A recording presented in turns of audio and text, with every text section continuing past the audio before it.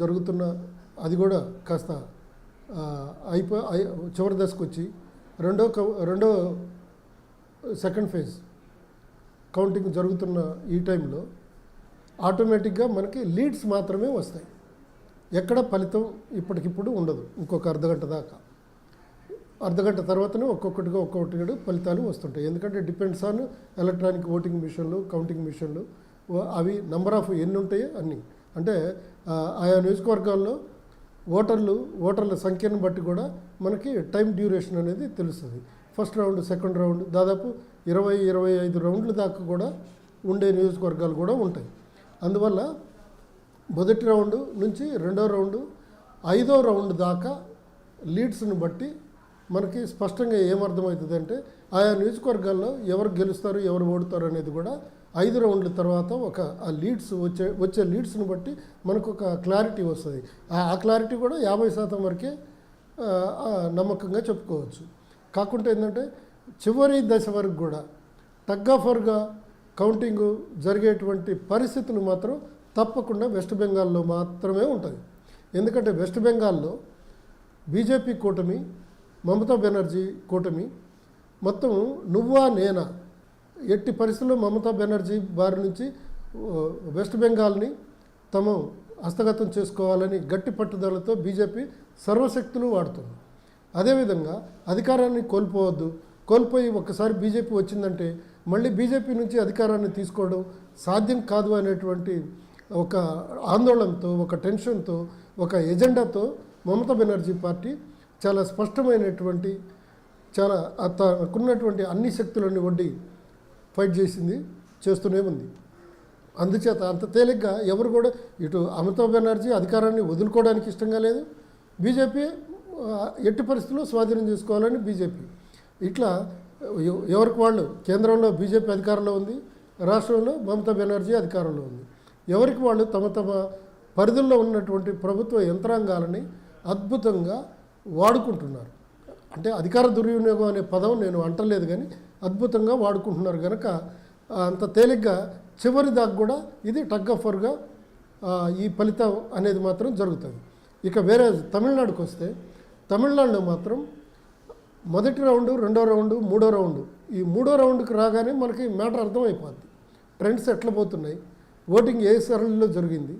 ఎందుకంటే తమిళనాడులో సామాజిక నేపథ్యం ఒకటి, సినిమా గ్లామర్ ఒకటి, ప్రభుత్వ పథకాలు, ప్రభుత్వంతో ఆయా పార్టీల, అధికార పార్టీలకు ఉన్నటువంటి అనుబంధం, ఆ కేడర్కి ప్రభుత్వంలో ఒక భాగస్వాములుగా పార్టీ కేడర్ని కలుపుకొని ముందుకు పోయినటువంటి డిఎంకే పార్టీకి కాస్త మేలు జరిగేటువంటి అవకాశం ఉంది.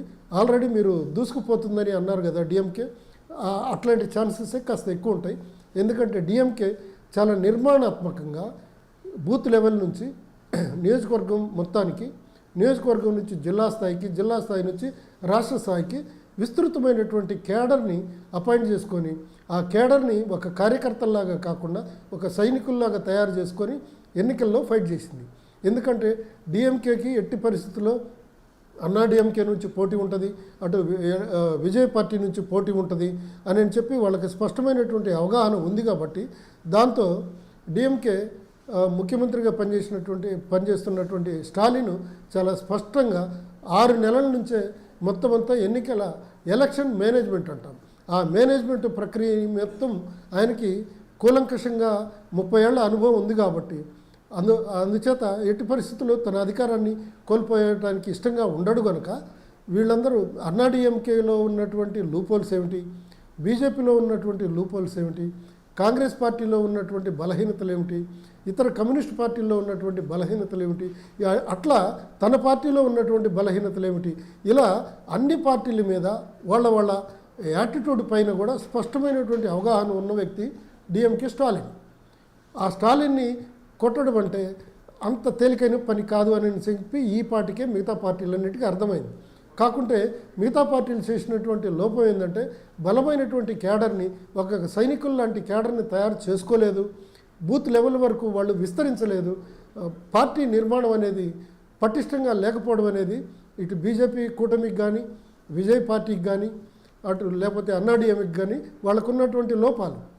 ఎందుకంటే అన్నాడీఎంకేలో జయలలిత మాజీ స్వర్గీయ ముఖ్యమంత్రి జయలలిత చనిపోయిన తర్వాత అన్నాడీఎంకే చీలికలు పేలికలుగా అయిపోయి ఇతర పార్టీల్లోకి మెజారిటీగా డిఎంకేలోకి వలసలు వెళ్ళారు. కేడర్ కూడా వలసలు వెళ్ళారు. అక్కడ సామాజిక నేపథ్యం కూడా చాలా బలంగా పనిచేసింది. అట్లా ఎక్కడికక్కడ ఏ నియోజకవర్గంలో ఎలాంటి బలహీనతలు ఉంటాయో సామాజిక నేపథ్యం ఉన్న చోట అలాంటి ప్రయత్నాలు చేయడం, అలాంటి క్యాండిడేట్లను నిలబెట్టడం, లేకపోతే అంటే ఓటు శాతం ఏ పార్టీకి అనుకూలంగా ఏ సామాజిక వర్గం వాళ్ళు ఉన్నారనేటువంటి ఆ క్యాలిక్యులేషన్లతోటి డిఎంకే పార్టీల్లో టికెట్లు ఇవ్వడం జరిగింది. మిగతా తన భాగస్వామ్య పార్టీలు అయినటువంటి కాంగ్రెస్ కానీ కమ్యూనిస్ట్ పార్టీలకు కూడా టికెట్లు ఆ విధంగానే ఇచ్చుకున్నారు. అయితే ఏంటంటే కొన్ని చోట్ల రెబల్స్ ఉన్నప్పటికీ అది పెద్దగా ప్రభావం చూపిస్తుందా లేదనేది మనకి ఇంకొక గంట సేపట్లో తెలిసిపోద్ది. అయితే మిగతా పార్టీలు కూడా అంతటి బలమైనటువంటి పార్టీ నిర్మాణాన్ని చేయలేదు. పైగా స్టాలిన్ చేతిలో అధికారం కూడా ఉంది. పార్టీ ఎంత బలంగా ఉందో తన ప్రభుత్వం కూడా అంతే బలంగా ఉంది. ఇట్లా రెండు వర్గాలను కూడా తనకు అనుకూలంగా పెట్టుకున్నాడు. ఇంకోటి ఏంటంటే బీజేపీ కూడా పశ్చిమ బెంగాల్లో వినియోగించినటువంటి మొత్తం అధికారాన్ని తమిళనాడులో అంత పెద్దగా మోహరించలేదు. ఎందుకంటే తమిళనాడులో గెలిస్తే గెలిచాం లేకుంటే లేదు అనే పద్ధతిలో వెళ్ళారే తప్ప ఎట్టి పరిస్థితుల్లో తమిళనాడుని హస్తగతం చేసుకోవాలనేటువంటి బలమైన పట్టుదలతో ఎన్నికల సంఘాన్ని దించడం కానీ ఇతర కేంద్ర బలగాలను దించడం కానీ ఎన్నికల సంఘంలో ఉన్నటువంటి అబ్జర్వేషన్లని తమకు అనుకూలంగా పనిచేసే విధంగా మౌల్డ్ చేయడం కానీ ఇట్లా రకరకాల అధికార దుర్వినియోగాలకు మాత్రం తమిళనాడులో మాత్రం పెద్దగా ఎఫర్ట్ పెట్టలేదని చెప్పవచ్చు. అందుచేత దీనికి సంబంధించి మన దగ్గర మరిన్ని అప్డేట్స్ వచ్చాయి. దాని గురించి కూడా మనం మాట్లాడదాము. ముందుగా ఇప్పుడు తమిళనాడులో డిఎంకే ఆధిపత్యం వహిస్తోంది.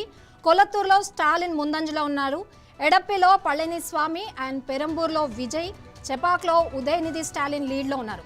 దీనికి సంబంధించి మీ దగ్గర ఉన్న అప్డేట్స్. ఇది ముందుగా ఊహించింది. ఎందుకంటే తమిళనాడులో ఒక అండర్స్టాండింగ్ ఉంది. ఆయా పార్టీల అగ్రనాయకులు పోటీ చేసే చోట వాళ్ళు ఓడిపోకుండా ఒకళ్ళకొకళ్ళు తెర వెనుక అండర్స్టాండింగ్ చేసుకుంటారు. అది అన్నాడీఎంకే కానీ డిఎంకే కానీ కొంచెం ఎక్కువ టఫ్ ఫైట్ ఇచ్చే వాళ్ళని పెట్టకుండా క్యాండిడేట్లని సెలెక్ట్ చేసే టైంలోనే కొన్ని ఒప్పందాలు జరుగుతాయి. అంటే ప్రతి రాజకీయ పార్టీల అగ్రనాయకుల్లో లోపాయికారిగా జరిగేటువంటి కొన్ని అండర్స్టాండింగ్స్ కూడా వాళ్ళు విజయం సాధించడానికి అనుకూలమైనటువంటి అంశాలుగా మనం చెప్పుకోవచ్చు. కాకుంటే ఏంటంటే అది ఎవరు బహిర్గతంగా బయటికి చెప్పరు.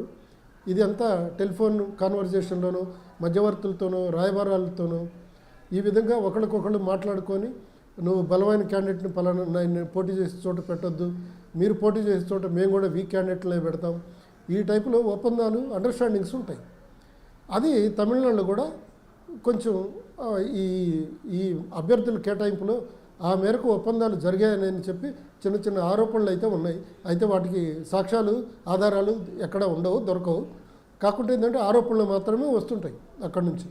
అయితే అదేవిధంగా విజయ్ని పూర్తిగా గెలిపించుకోవడానికి ఇతర పార్టీల వాళ్ళు కూడా కొంచెం తనకు అనుకూలంగా మార్చుకొని స్థానికంగా కొంచెం ధనాన్ని వినియోగించుకున్నారు. బాగానే మేనేజ్మెంట్ కొన్ని నియోజకవర్గాలకు మాత్రమే పరిమితమై ఎలక్షన్ మేనేజ్మెంట్కి దిగారని చెప్పి, ఎందుకంటే అక్కడ కూడా కొద్దిగా సీనియర్ లీడర్లు ఉన్న చోట కాస్త ఎలక్షన్ మేనేజ్మెంట్ గట్టిగా జరిగిందని చెప్పి మనకున్న సమాచారం. మిగతా అంత ఎలక్షన్ మేనేజ్మెంట్ పైన కొంచెం తక్కువగానే మాట్లాడుకోవాలి. బట్టి ఈ సీనియర్ లీడర్లు ఆ పార్టీలకి నాయకత్వం వహిస్తున్నటువంటి వాళ్ళు తప్పకుండా గెలవడానికి అవకాశాలు ఉన్నాయి. అవి పరస్పరం సహకరించుకుంటారు అనేది మాత్రం మనం అంతవరకు చెప్పవచ్చు. ఓకే. అయితే పశ్చిమ బెంగాల్ బీజేపీ కాంగ్రెస్